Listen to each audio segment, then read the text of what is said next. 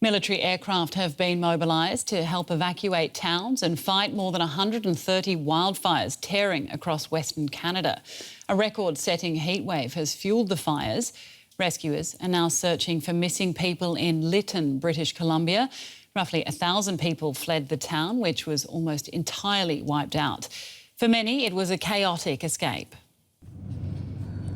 With just minutes to spare, residents of Lytton escape through thick smoke and ash. The fire front moved so quickly they had almost no warning before their town was engulfed in flames.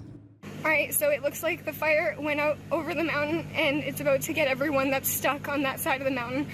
Me and my dog just got out, but we can see the house literally in fire as I was leaving. I didn't even have time to lock the door. The blaze ignited a day after the town sweltered through almost 50 degrees Celsius, breaking Canada's temperature record.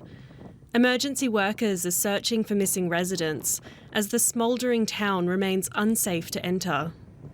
Today, our thoughts are mostly with families that are grieving, that are facing terrible loss. But of course, we also have to reflect on the fact that extreme weather events are getting more frequent. And climate change has a significant role to play in that.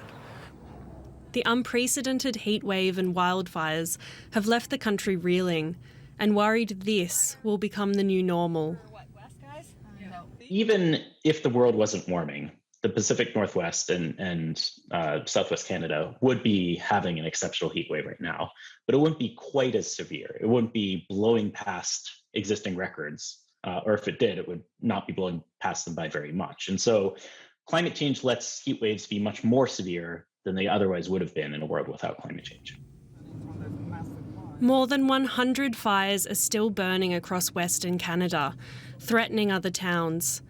Prime Minister Justin Trudeau has convened an emergency response group and promises to help communities recover. For more, let's speak with Renee Bernard. She's a reporter at radio station News 1130 out of Vancouver. She joined us now on the phone. Renee, thanks for joining us. Can you describe for us what happened in Lytton? Well, like you heard in that report, right, it was so sudden. It comes after incredible heat, like close to 50 degrees, which is unheard of in Western Canada. And from, reports from the folks in town, it just took minutes. It was the early evening, and before you knew it, they saw the smoke, and then they could feel the heat.